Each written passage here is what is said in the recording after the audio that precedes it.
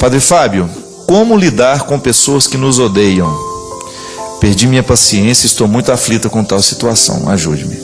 Bem, quando você toca no ódio de uma pessoa, né, quando uma pessoa tem ódio de você, o que você pode fazer? Neutralizar o ódio, o poder desse ódio sobre você.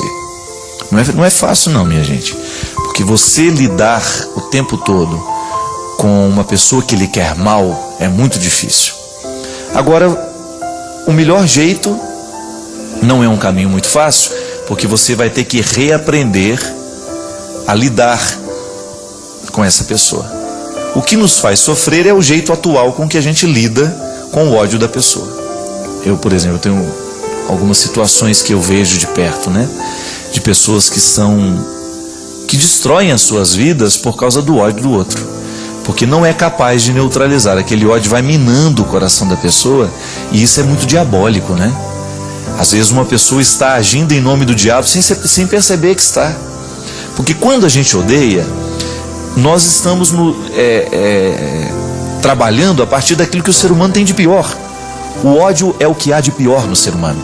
É a causa de todas as guerras, é a causa de todas as disputas, é a causa de todos os sofrimentos no mundo, é o ódio. Quando a gente odeia, a gente se transforma numa pessoa ruim. Mas quando nós permitimos que o ódio do outro também venha morar dentro de nós, nós também corremos o risco de nos transformar numa pessoa ruim, porque a gente vai revidar, a gente vai dar a ela o mesmo ódio que ela está nos dando. E é aí que entra o processo que eu digo que é difícil, e foi Jesus que nos ensinou.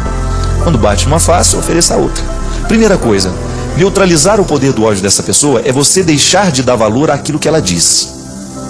Outro dia, por exemplo, eu enfrentei uma situação assim. Tinha uma pessoa que me passava alguns e-mails e que ela era sempre muito carinhosa comigo, mas uma pessoa bastante profética, dizia coisas que realmente me tocavam muito e que me chamava a atenção de muita coisa importante. Até o momento que eu comecei a perceber que as palavras daquela pessoa estavam tão agressivas que eu comecei a identificar que existia um ódio ali, que não era mais de Deus aquilo para mim.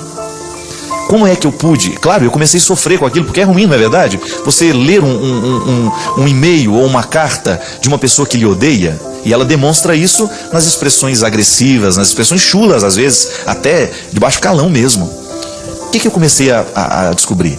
Que aquela pessoa não tinha a menor consideração por mim. O que me fazia sofrer diante das palavras agressivas é porque antes eu pensava que ela tinha alguma consideração por mim, mas não tinha. Porque uma pessoa que tem consideração por você, ela vai lhe corrigir com misericórdia. Ela não vai corrigir você a partir de julgamentos. Então muitas vezes a gente sofre na vida porque nós consideramos a palavra do outro como preciosa. Então se ele me xinga, se ele me agride, e eu acolho aquilo como coisa que tem valor para mim, é claro que eu vou sofrer. Agora, se você coloca no seu coração isso, essa pessoa me odeia, então eu não vou dar valor ao que ela me disse. Você começa a neutralizar o poder do ódio dela dentro de você. Você não vai abrir portas para que esse ódio cresça. Começa a neutralizar. Começa querendo bem. Eu não vou mais ler isso porque me faz mal. Eu não vou ouvir mais o que você tem a me dizer porque a sua palavra está recheada de ódio. Comece a neutralizar o poder que aquela pessoa tem sobre você. Como? Para de querer saber o que ela falou. Muitas vezes você fica alimentando esse ódio dentro de você a partir de notícias que você procura ter. Ah, é verdade? O que ela falou de mim lá ontem? Não é assim? Você já sabe que a pessoa não gosta de você. Você sabe que aquela pessoa não está comprometida com o seu crescimento. Para que você vai querer saber o que ela disse, o que ela deixou de dizer? E aqueles que vêm lhe dar notícia disso, conte para elas: olha, a partir de hoje, eu não quero mais saber o que essa pessoa está falando sobre mim. Eu não quero mais saber essas fofocas todas, porque o ódio dela está me fazendo mal. E eu não quero permitir que esse ódio continue tendo poder sobre mim. Aí você neutraliza, minha gente. Você começa a barrar. Aquela velha história que eu aprendi quando era criança, né? O que os olhos não veem, o coração não sente. A mesma coisa vale para o ouvido. O que os ouvidos não escutam, o coração não sente. Então, quando eu vejo que a mensagem no e-mail é daquela pessoa, eu já deleto, eu não vou ler. Eu não quero saber do ódio dela mais por mim, porque eu já sei. Se você sabe que aquela pessoa lhe odeia, não permita mais que ela tenha acesso a você. E isso é um jeito que você tem de se resguardar. É um jeito que você tem de se proteger para que o poder do diabólico não encontre espaço na sua vida. Porque o grande problema é esse. O outro me odeia, qual é a resposta natural? Eu começo a odiar também. Mas aí você se recorda das palavras de Jesus. Jesus não pediu que nós odiássemos os nossos inimigos. E aliás, gente, eu me confesso aqui agora. Eu estou me confessando com você. Eu já venci muitos inimigos assim, tratando bem.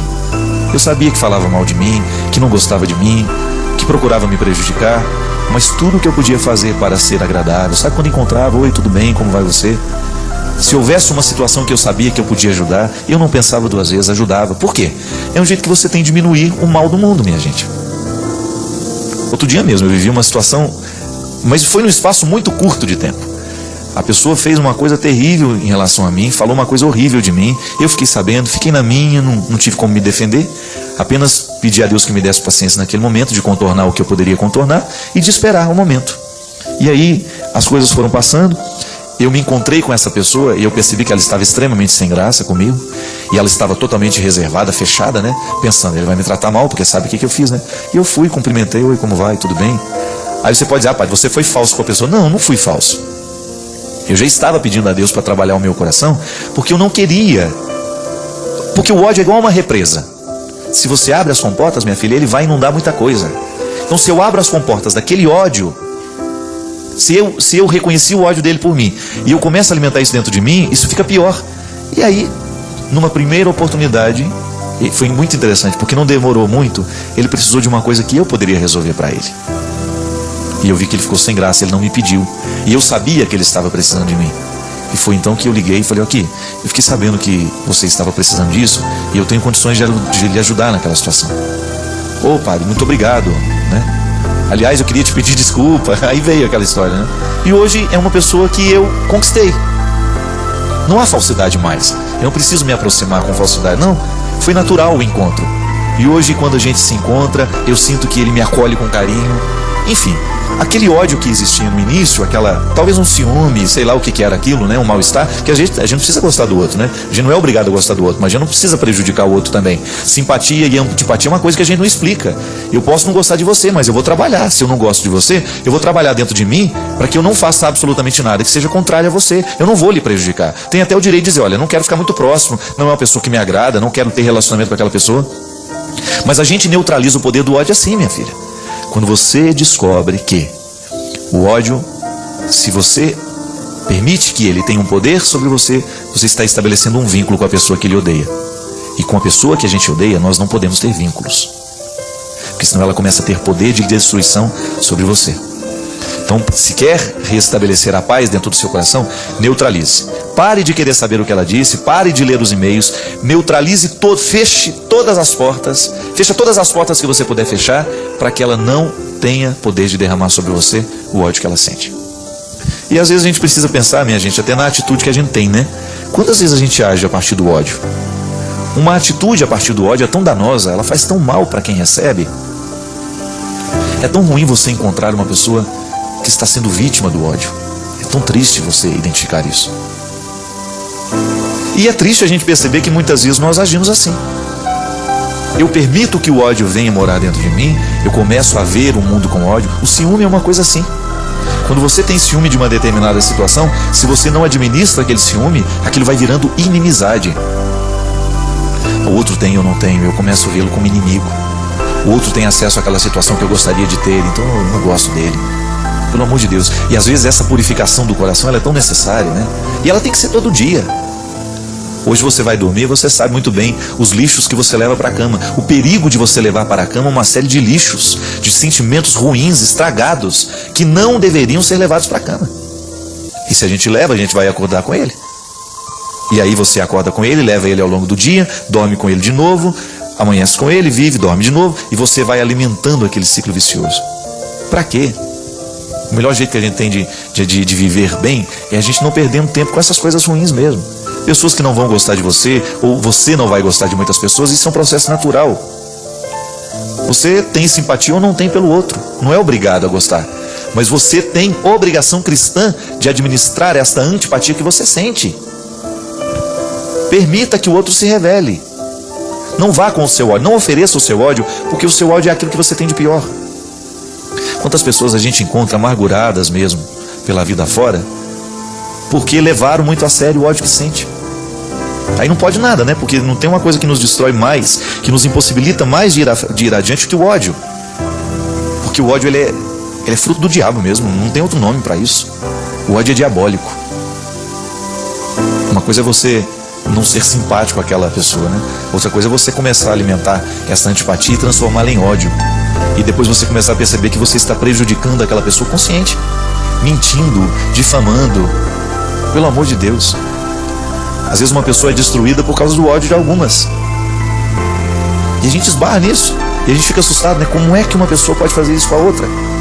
Mas aí a gente descobre que a gente é capaz de fazer a mesma coisa. Por isso que toma cuidado. Eu sempre digo isso. Cuidado com o seu coração, porque é nele que o mundo começa. Cuidado com aquilo que você sente, com aquilo que você permite sentir, com aquilo que você dá corda, não é? O diabo vai nos ganhando porque ele vai dando assim, vai dando na nossa mão a corda e a gente vai segurando, vai puxando a corda dele para a nossa vida, e quando a gente vê, a gente está amarrado nele. O diabo adora lançar corda para a gente segurar, e ele vai puxando, puxa mesmo. Aí você descobre que aquela pessoa se transformou num instrumento diabólico. Ela vive para fazer o mal.